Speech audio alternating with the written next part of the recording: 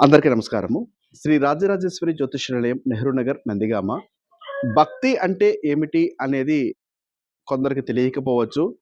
భగవంతుడి మీద మనము భక్తితో ఉంటే అది మన బలము. భగవంతుడు అంటే భయము ఉంటే అది మన బలహీనత. 2 కూడా వేరు వేరుగా ఉంటాయి.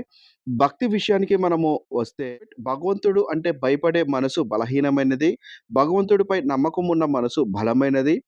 నిజమైన భక్తి మనల్ని పారిపోమని కాదు, ఎదుర్కోమని నేర్పుతూ ఉంటుంది. మనకి కష్టం వచ్చినప్పుడు, కష్టం ఎందుకు వచ్చింది అనుకోకుండా, ఈ కష్టం ఎందుకు వస్తుంది అని తెలుసుకొని, దానిని నివారించుకోవడమే భక్తి.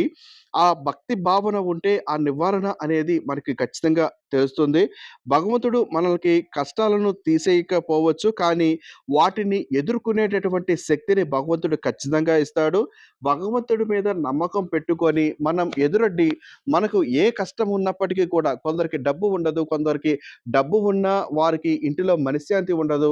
వివాహం చేసుకున్న వారు విడివిడిగా ఉండడము, వివాహం చేసుకున్న తర్వాత కూడా మనశ్శాంతి లేకపోవడం. ఇలా ప్రతి ఒక్క కుటుంబంలో కూడా ఈ ప్రపంచంలో ప్రతి మానవుడుకు ప్రతి ఒక్క కష్టము ఏదో ఒక కష్టం ఉంటూనే ఉంటుంది. కానీ భగవంతుడి మీద నమ్మకం పెట్టుకొని ఎదుర్కొంటే ఖచ్చితంగా ఆ యొక్క ఫలితము భగవంతుడు మనకిస్తాడు.